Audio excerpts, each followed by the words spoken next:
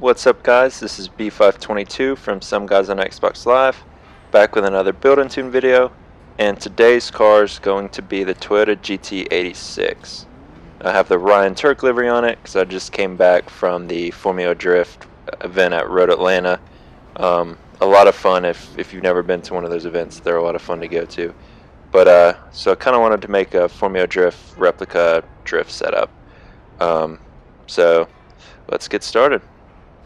So first things first, for the upgrades, we're going to go over to conversions, go to engine swaps, and swap in the 2JZ engine from the Supra, which is the 3-liter inline-6 twin turbo. Drivetrain is going to be stock, obviously, because we want to be rear-wheel drive, and we're going to swap it to a single turbo. So we'll go over to the engine upgrades. So for air filter, it's going to be race intake.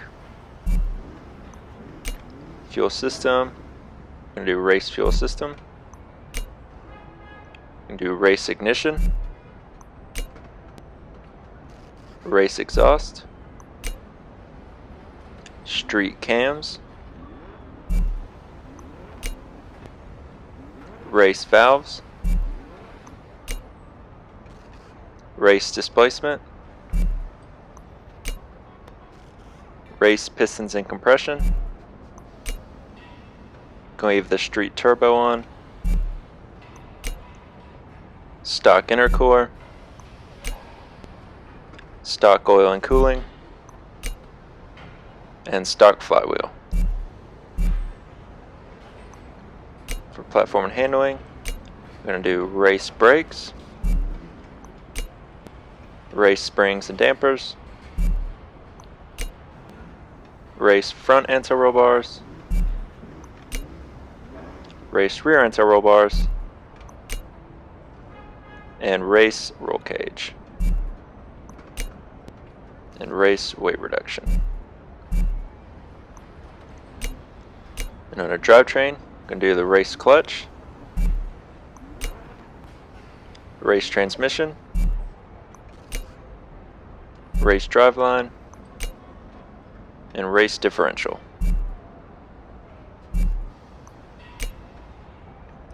Tire compound, we're going to do sport tire compound.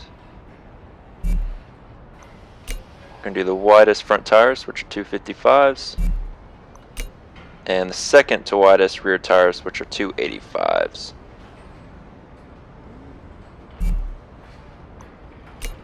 For the wheels, I went ahead and went with the Fisk FM10s. You can go with any wheel style you like. The little bit of weight difference shouldn't make a big difference on the overall handling of the car, so feel free to use a style that you like.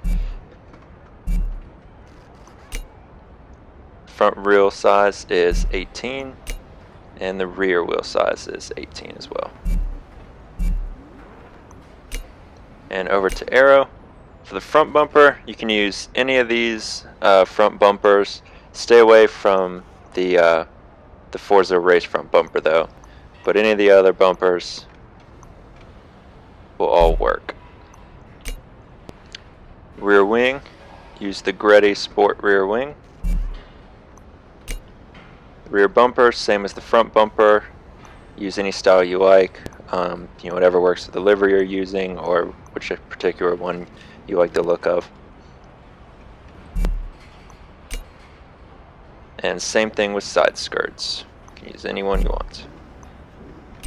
And with the hood, I didn't use the upgraded hood because it messed with the livery, but if you want to use the hood, feel free to throw it on there. Alright, so that's it for upgrades. Let's move on to tuning. So front tire pressure is going to be 27, and the rear tire pressure is going to be 25.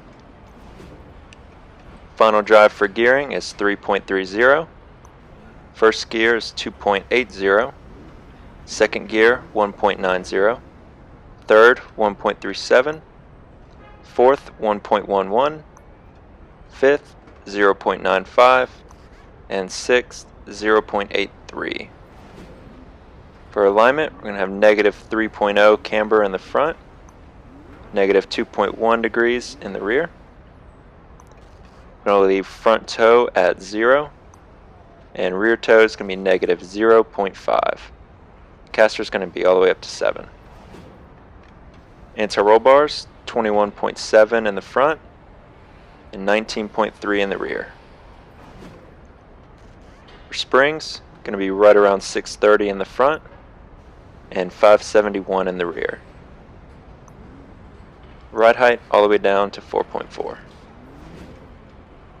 For damping, going to do front rebound is 10, rear is 9.7, front bump 7.2, and rear bump 6.9. Aero we can't mess with. And brake balance, I use 45% and 90%. If you're already used to another brake setting, as always, feel free to stick with that.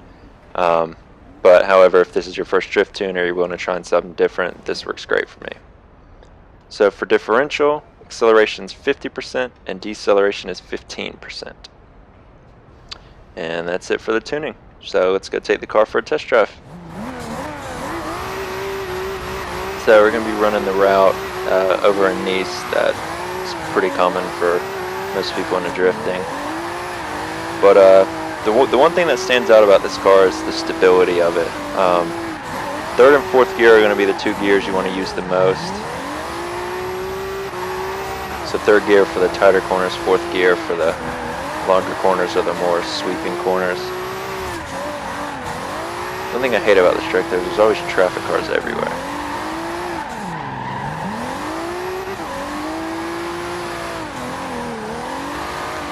But yeah, I mean, the car handles really smooth. Despite being the single turbo, the power comes on really smooth. And I've tuned the gears to where you shouldn't hit the red line too much.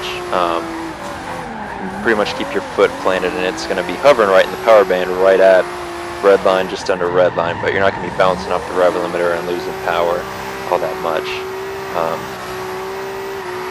That's pretty much how I tune the gearing for this car. But as always, let me know what you guys think about the tune, and if there's a certain car you want a drift tune or a grip tune on, just let me know and I can make that happen for the next video.